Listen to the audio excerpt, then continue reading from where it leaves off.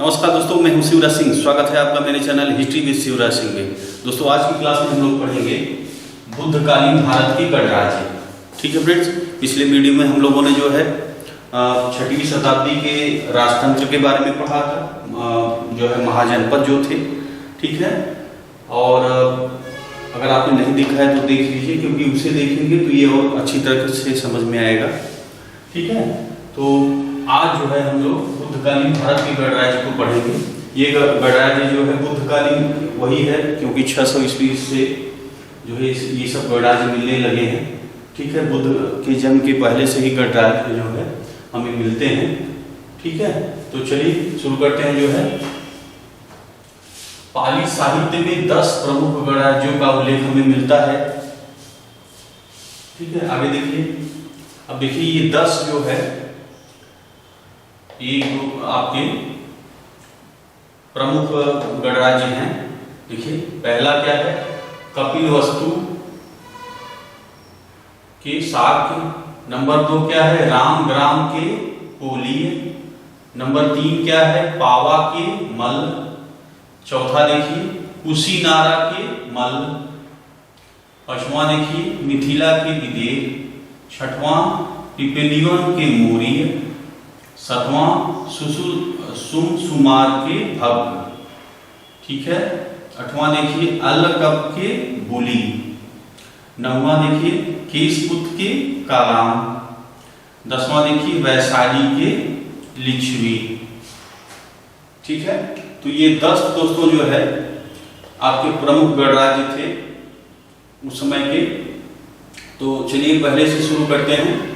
देखिए कपिलवस्तु के शाक्य, ये देखिए ये जो है नेपाल के तराई में स्थित था, और यहाँ यहीं पे कपिलवस्तु में ही आपके बुद्ध का जन्म हुआ था। और उनके बुद्ध के पिता जो सुधोधन थे वो गणराजा थे। ठीक है, और राज्य का विनाश जो है इसका कौशल नरेश विलुढ़व जो था, प्रसेनजीत का लड़का, उसने जो है इस राज्य का विनाश किया था।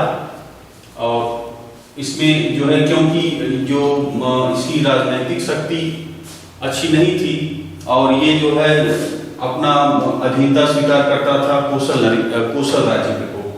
ठीक है, और क्यों विलुढ़व ने विनाश किया इसकी भी एक कहानी है। जैसे कि जो है प्रसेनजीत जो थे वो चाह रहे थे कि वहाँ की जो है शाक्यों से संबंध उनका बने, तो उन्होंने जो है आपके यहाँ पे शाक्यों से जो है कहा कि शादी के लिए उन्होंने जो है वहाँ के शाक्यों के जो गढ़ थे, जो होता क्या था, देखिए वहाँ का डिसीजन जो होता था वो एक केंद्रीय समिति लेती थी। ठीक है, तो जब उन्होंने बात कहा तो फिर वहाँ पे मीटिंग हुई, बैठे लोग। तो प्रसेनजीत का कहना था कि भाई जो है शादी करना है, संबंध बनाने हैं। तो फिर अब वो शाक्य नहीं चाहते थे कि प्रसेनजीत से जो है उनकी लड़की की शादी हो, और क्योंकि वो बड़े जो है अपने जाति से बाहर से शादी जो है शाक्य लोग नहीं करते थे। ठीक है, अपने आप को बहुत ही महान मानते थे।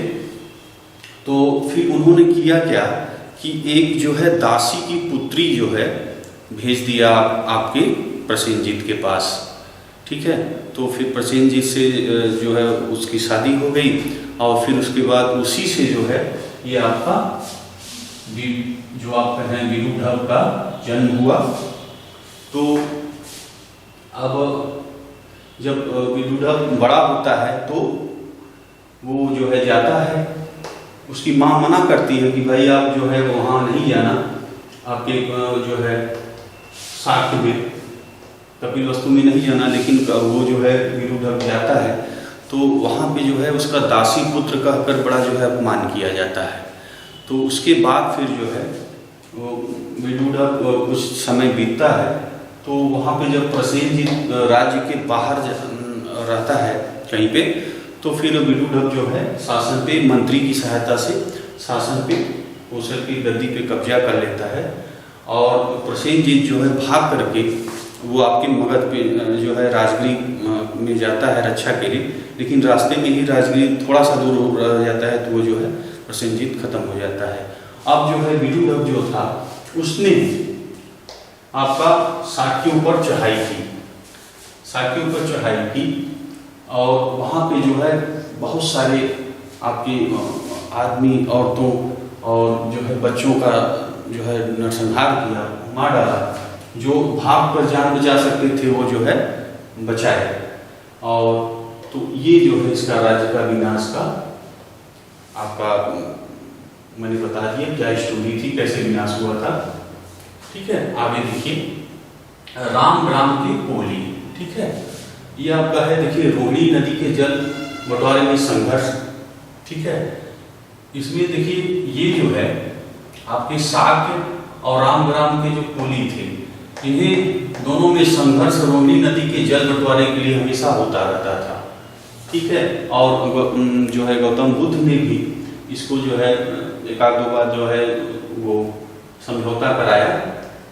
ठीक है, तो ये है आपका रामग्राम की कोली। और इनकी पुलिस व्यवस्था भी काफी अच्छी मानी जाती थी कोली की। ठीक, आगे देखिए पावा के मल। देखिए यही वो स्थान है जहाँ पे महावीर का निर्वाण हुआ था। ठीक है, पावा पे। आगे देखिए कुशीनारा के मल।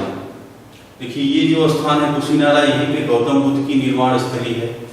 ठीक है, ये सब क्वेश्चन में फ्रेंड्स आते हैं, पूछे जाते हैं, तो ध्यान दीजिएगा कौन सा स्थान है यहाँ पे।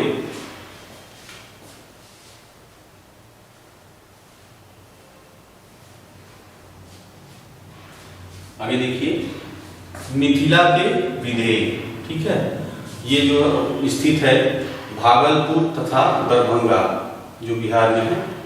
ठीक है, यहाँ का राजा जो है राजा जनक था, जो कि एक शक्तिशाली राजा था और एक दार्शनिक राजा भी था। ठीक है फ्रेंड्स, आगे देखिए नंबर 6 पिपलीवन के मोरी। ठीक है, ये जो है नेपाल की तराई में स्थित था।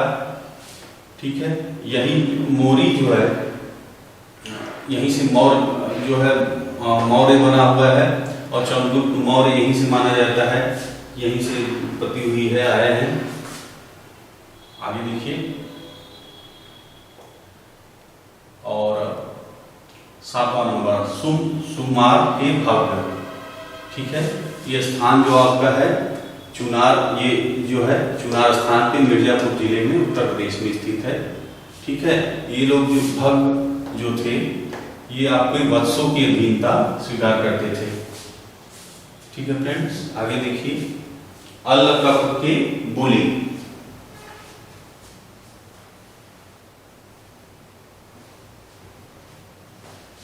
बुद्ध के अवशेषों पर स्तूप का निर्माण। देखिए जब बुद्ध की जो मृत्यु जो वहाँ पर निर्माण हुआ तो उसमें जो है बुद्ध के एक भाग को जो है उन्होंने लिया और उसको जो है उस पर जमीन में दफना करके और जो है उस स्तूप का उस पर निर्माण किया। ये जो मूली थे ये अपना बौद्ध को मानते थे, धर्म को। ठीक है, आगे देखिए केशपुत्र की कलाम। ठीक है फ्रेंड, तो यहाँ जो है ये अलार कलाम जो थे वो यहीं से थे। ठीक है, और जो जब गौतम बुद्ध निकले हुए थे तो पहली शिक्षा जो है यहीं पे ली थी उन्होंने इनसे। ठीक है, आगे देखिए नंबर 10 वैशाली के लिच्छवी।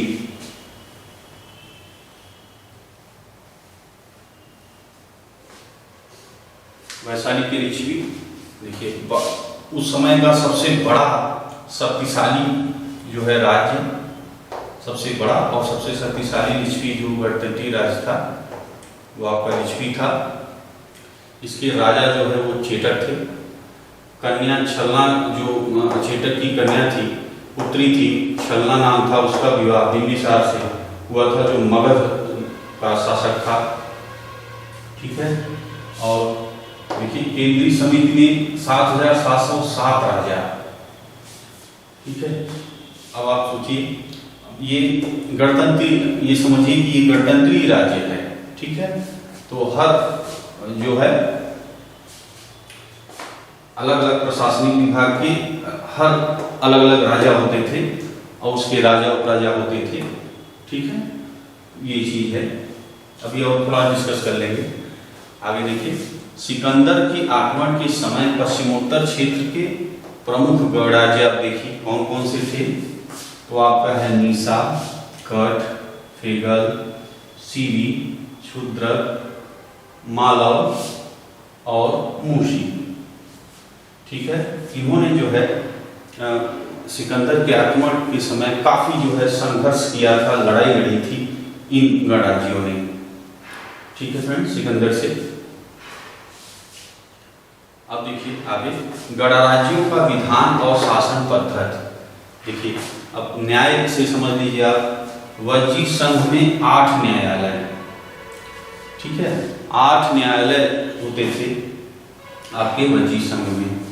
अब जैसे एक आपका मान लीजिए कि सजा दे दिया, एक न्यायालय ने सजा दे दिया, मतलब निर्दोष जो है दोष कर दिया कि भाई ये दोषी है, तो उसको सजा नहीं दे सकता था। सजा केवल राजा देता है, वो जो 8वें भाग में है। तो वो जो है उसको स्वतंत्र तो कर सकता है, जो न्यायालय हैं वो आपको स्वतंत्र तो कर सकते हैं उसको, लेकिन सजा नहीं दे सकते हैं।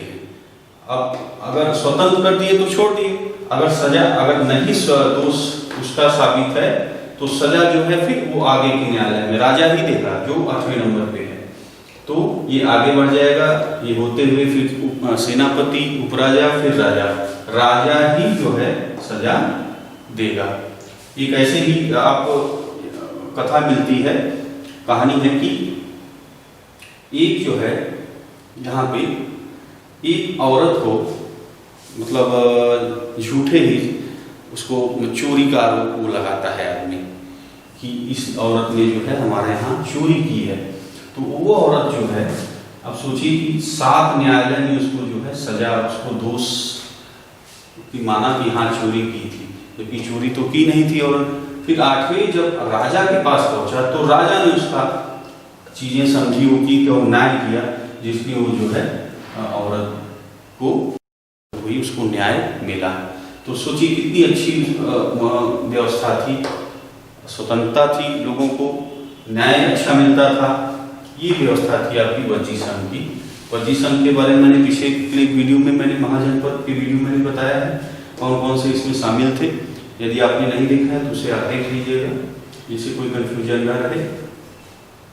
ठीक है, अब देखिए शासन तो मैंने बताया।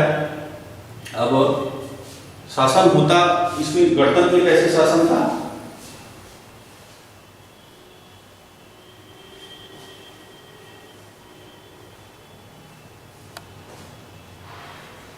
किस तरह था शासन? जैसे देखिए आप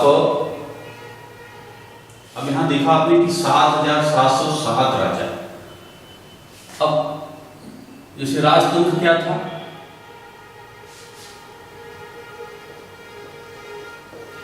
एक व्यक्ति होता था, एक व्यक्ति राजा होता था और उसके जो है सेना होती थी, उसके मंत्री होते थे, पुरोहित होते थे, सेनापति होता था, पूरे अधिकार उसके थे।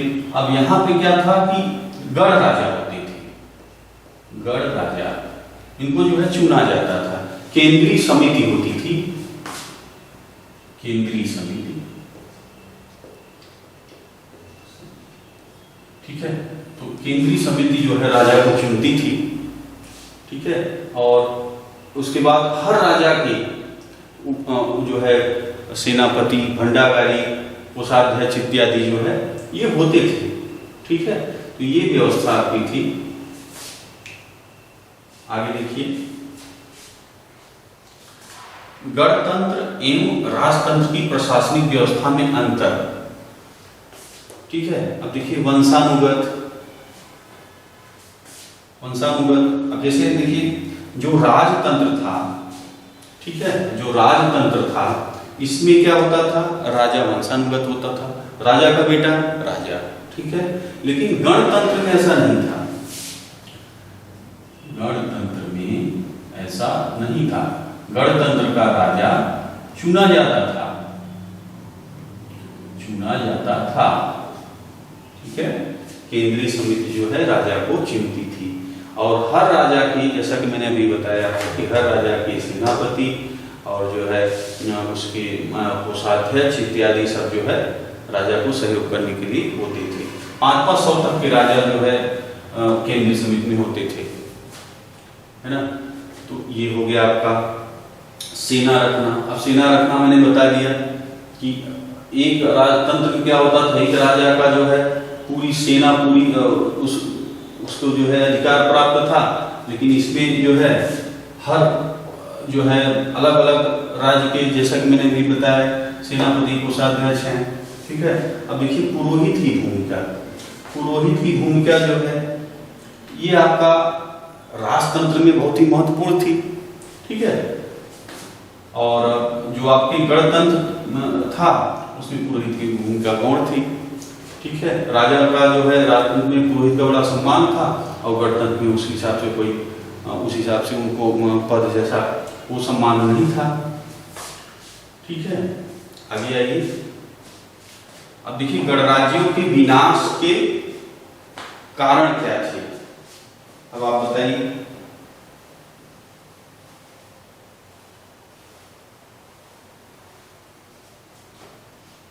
गणराज्यों के विनाश के कारण, अब देखिए